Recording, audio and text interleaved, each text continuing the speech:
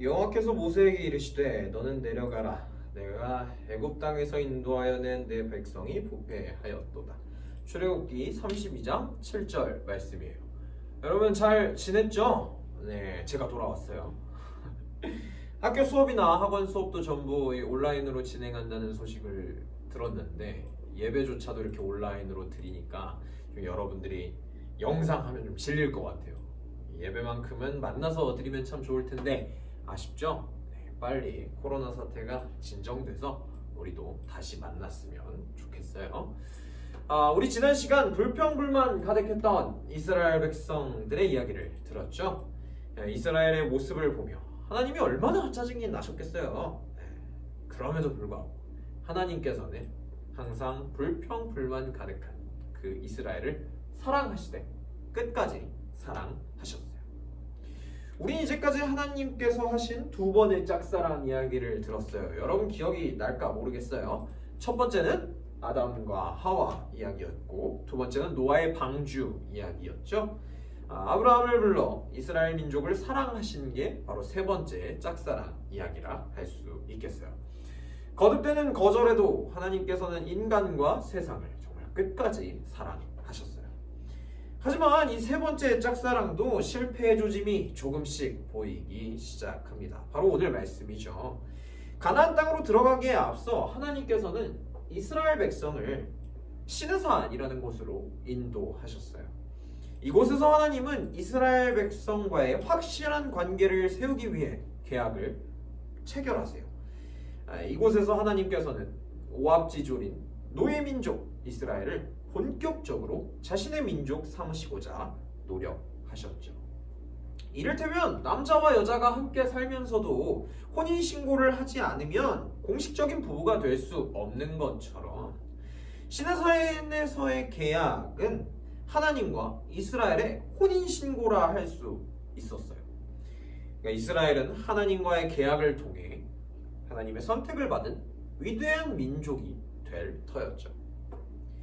하나님께서 계약 체결을 위해 엄청난 우레와 폭풍 속에서 강림하시자 이스라엘 민족은 두려움에 떨었어요.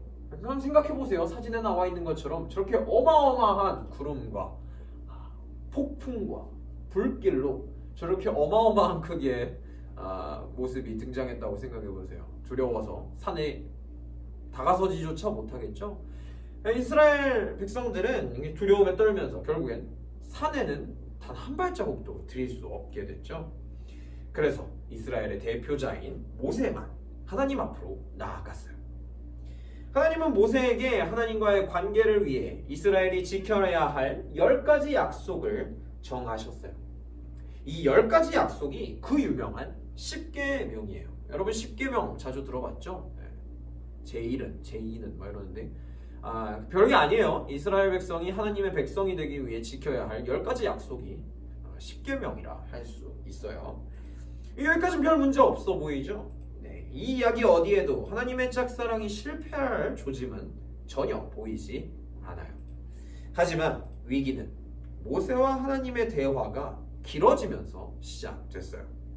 모세가 하나님과의 계약 체결을 위해 무려 40일 밤낮을 하나님과 단 둘이 대화했거든요.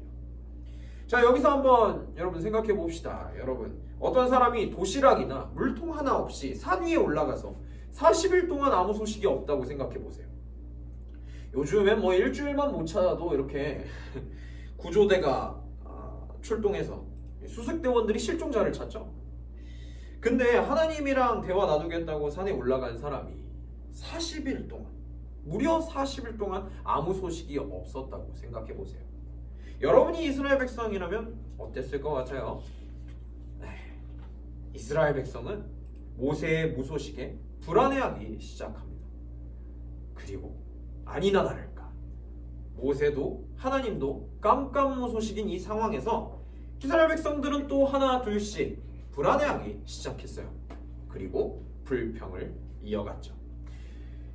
이제까지 하나님과 함께했던 시간이고 뭐고, 그리고 그 시간이 얼마나 길고 얼마나 짧고 얼마나 감동적이고 얼마나 실망이었고 뭐 그런 건 다 잊어버리고 그저 자신의 불안과 두려움을 해소하기 위해 하나님이 아닌 다른 것을 찾았죠. 이 이스라엘의 모습 속에서 여러분 우리 자신의 모습이 보이지 않나요? 여러분 솔직히 여러분은 예배를 드리고 나서 일주일 사는 동안 과연 얼마나 하나님을 기억하면서 사시나요? 일주일 동안 하나님을 얼마나 떠올리셨나요? 교회 나와서 예배 드릴 때는 그래도 하나님 믿어야지 싶다가도 예배가 끝나고 우리의 일상으로 돌아가면 그리고 우리의 일상을 살아내다 보면 하나님을 까맣게 잊을 때가 많지 않나요? 예배 드릴 땐 그래도 설교도 듣고 친구들 만나서 신앙적인 얘기도 좀 하고 하니까 하나님께서 말씀하시는 것 같은데 교회 밖을 나가면 하나님은 감감무소식이에요. 이스라엘은 40일이라도 기다렸지 여러분은 40시간이나마 기다린 적 있었나요? 40시간 동안이나 주일이 끝나고 40시간 동안이나 하나님을 생각한다면 그 친구는 정말 모범생인 거죠. 나가자마자 바로 하나님을 잊어버리잖아요. 그죠? 여러분이 예배를 드리는 이유는 여러분의 삶의 주인이 하나님임을 고백하기 위함이에요. 여러분도 하나님께서 여러분의 주인이라는 사실을 인정하죠. 그죠? 하지만 교회 밖을 나가 일주일을 사는 동안 여러분은 과연 얼마나 오래 하나님을 자신의 주인으로 인정하며 살아가고 있나요? 하나님을 까맣게 잊은 여러분은 여러분의 주인 자리를 하나님 말고 다른 것들을 채우곤 할 겁니다. 게임, 친구, 연예인, 공부, 기타 등등. 물론 이러한 것들이 목사님이 절대로 나쁘다고 말하는 게 아니에요. 다만 이러한 것들이 하나님보다 더 높은 자리를 차지하고 있다는 게 문제죠. 여러분에게 하나님보다 높은 건 뭐가 있나요?